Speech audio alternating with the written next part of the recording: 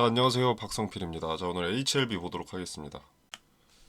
자, HLB가 이제 글로벌 자산운용사 2천억 투자 유치에 급등을 했습니다. 최근에.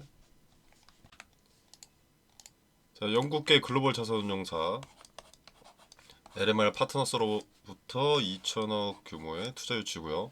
미국 달러 기준으로 이제 1억 4천만 달러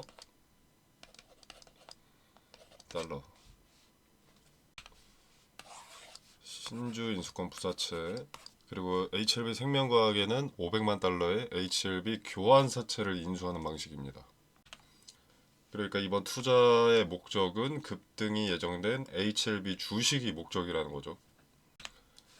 자, HLB 재료 일정을 앞두고 12월을 앞두고 12월 데이터 제출을 앞두고 NDA 신청을 앞두고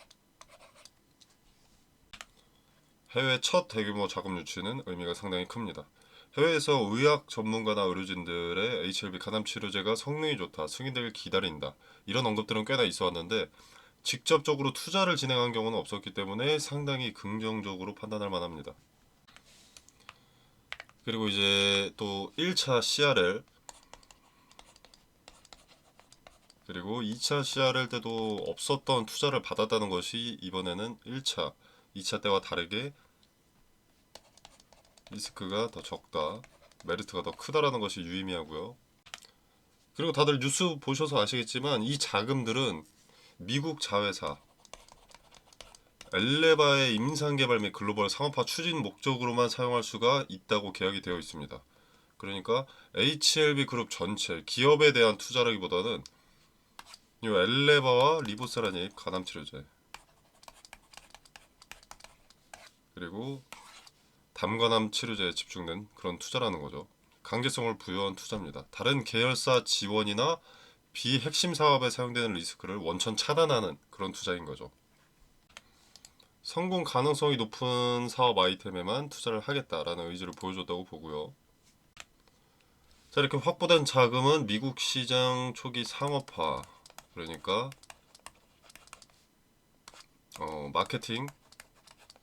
마케팅이나 뭐 영업망, 뭐 유통망, 즉 네트워크 구축에 큰 자금이 당연히 필요할 텐데 거기에 사용될 가능성이 높죠.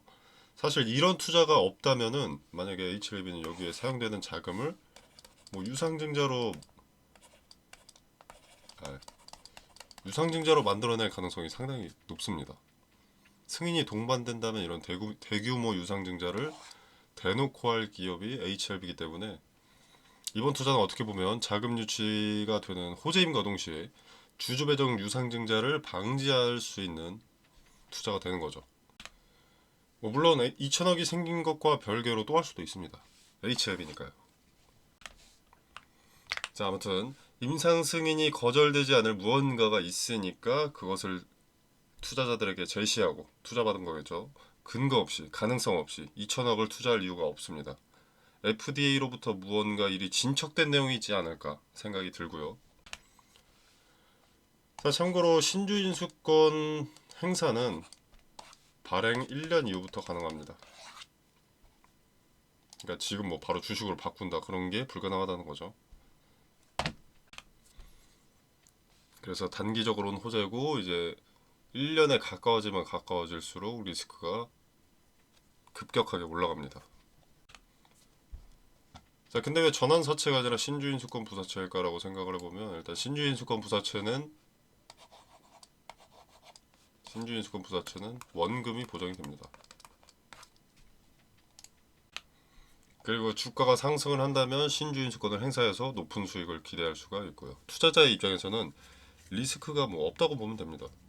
단점을 꼽자면 일반 채권에 비해서 이자율이 낮은 거죠. 이자율.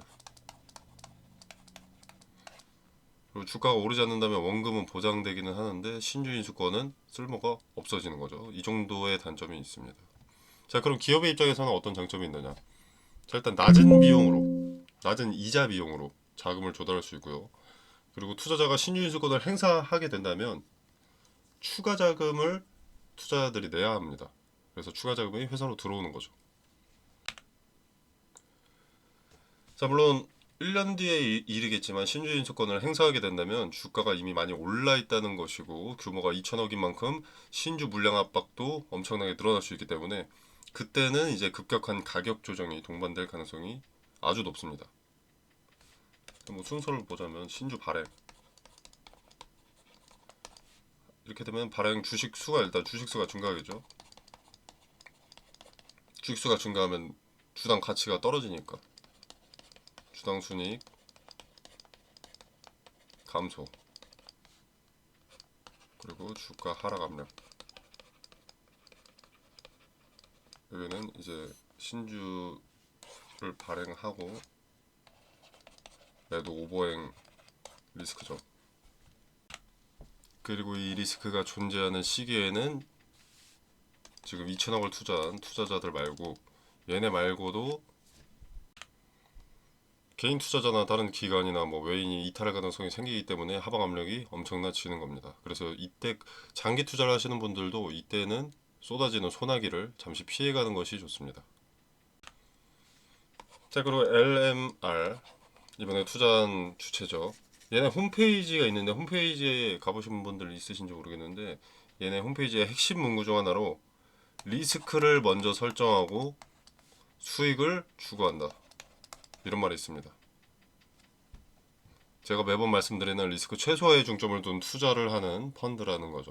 얼마를 벌 수 있느냐보다 잃지 않는 것이 우선이다. 이런 철학을 갖고 있는 펀드가 리보세라님에 베팅을 했다는 것은 꽤 의미가 크다고 봅니다.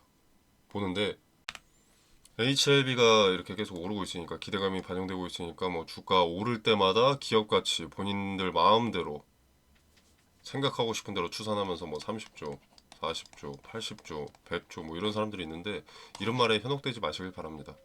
증권사도 맞추는 적이 없는 게 시총이고요.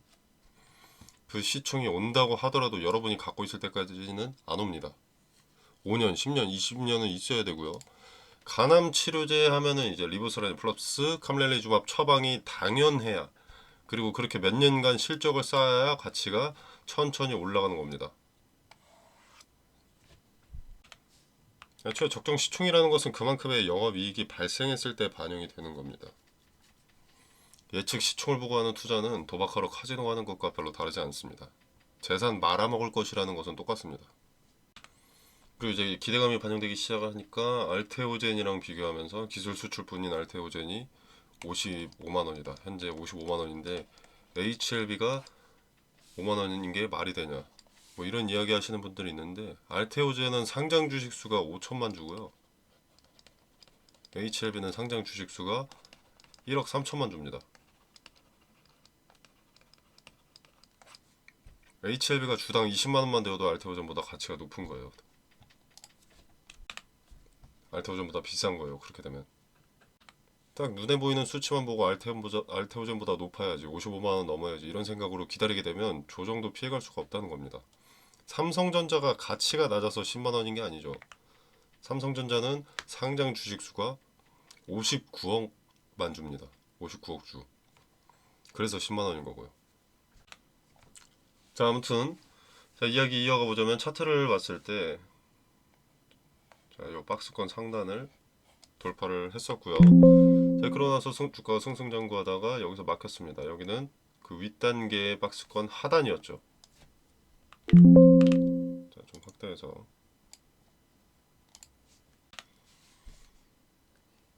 자, 본래 지지와 저항은 같은 놈이라고 했습니다. 자, 근데 이 자리는 과거에는 지지였지만 현재는 저항이 되어버렸죠.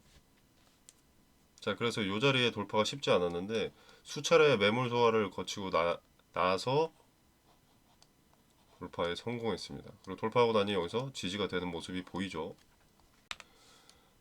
박스권 진입이 좀 시간이 걸릴 것으로 예측을 했었는데 생각보다 빠르게 돌파를 해버렸습니다. 진입을 해버렸습니다.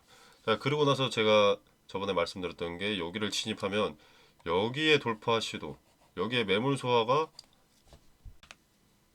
반드시 필연적으로 동반이 되어야 한다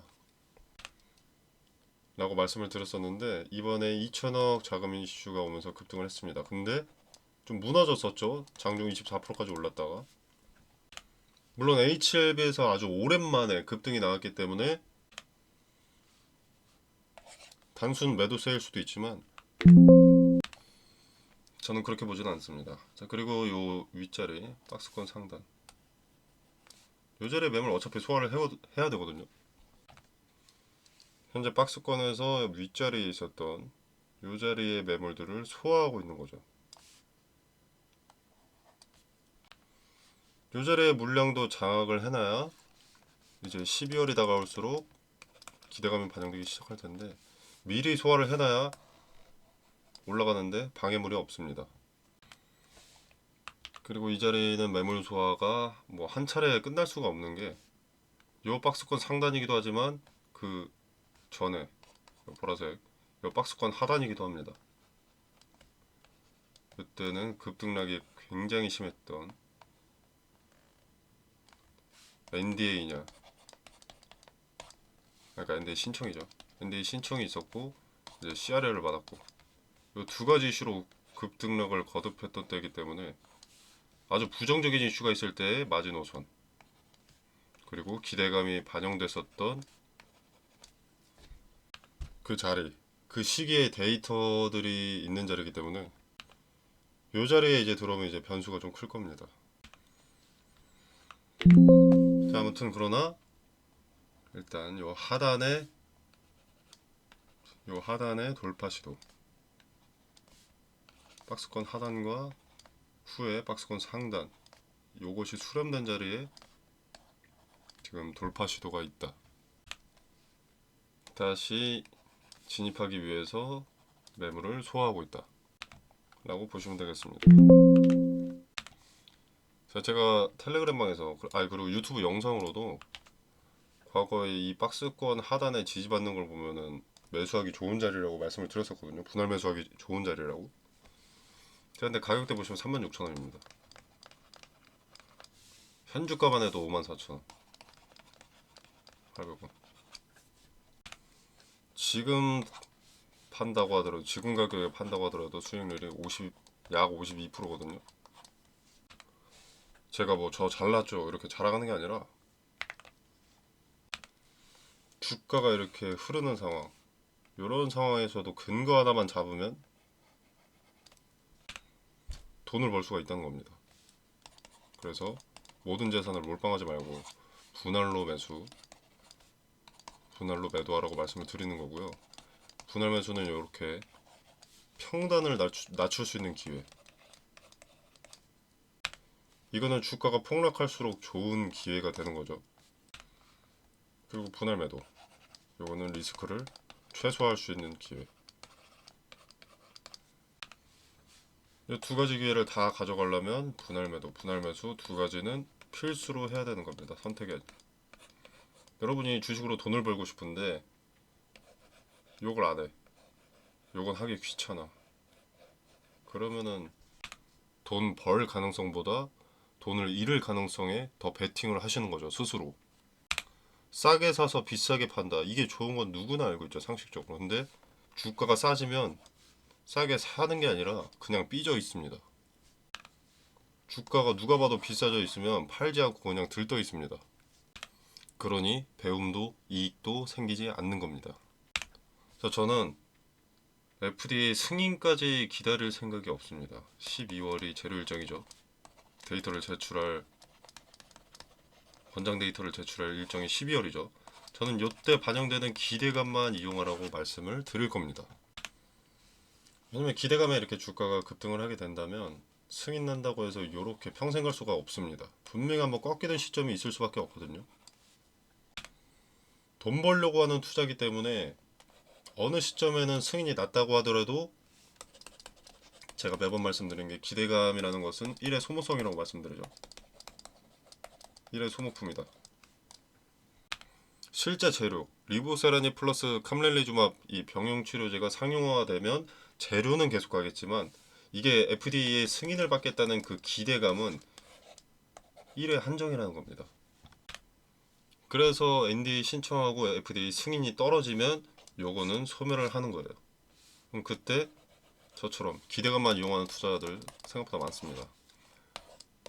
이 사람들 엑시트 하겠죠. 매도하겠죠. 그러면서 가격 조정이 오는 겁니다. FDA 승인을 받아도. 그러고 나서 이제 재료 실적에 따라서 조금씩 이렇게 올라가겠죠. 근데 이 인내의 시간을 우리가 물량을 든 채 버틸 필요가 전혀 없는 거 아니겠습니까? 그렇기 때문에 제발 기대감만 이용하셔라. 조정은 필연적으로 반드시 동반될 수밖에 없으니까 FDA 승인이 나더라도. 자, 그래서 분할매수 타점 그리고 분할매도 타점, 리스크를 축소할 수 있는 분할매도 타점, 그리고 저점의 평단을 낮출 수 있는 분할매수 타점, 텔레그램 방에서 그 디테일과 근거를 설명드리겠습니다. 12월까지 한 달 남았거든요. 12월 언제 발표가 될지는 정확히는 모릅니다. 근데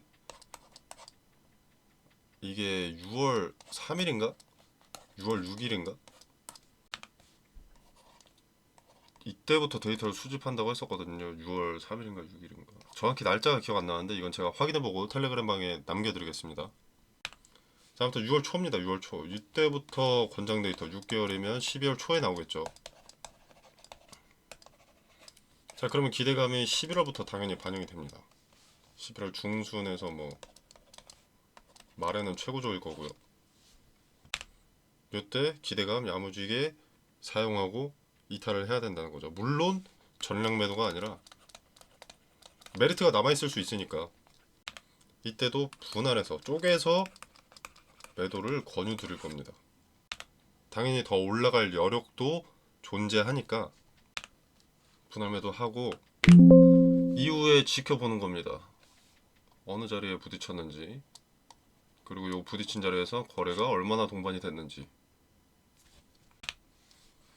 이런 근거들을 통해서 주가 추세에 대한 윤곽이 잡히면 그때 또 매도를 해야 될지 매수를 해야 될지 대응의 결을 정할 수가 있습니다.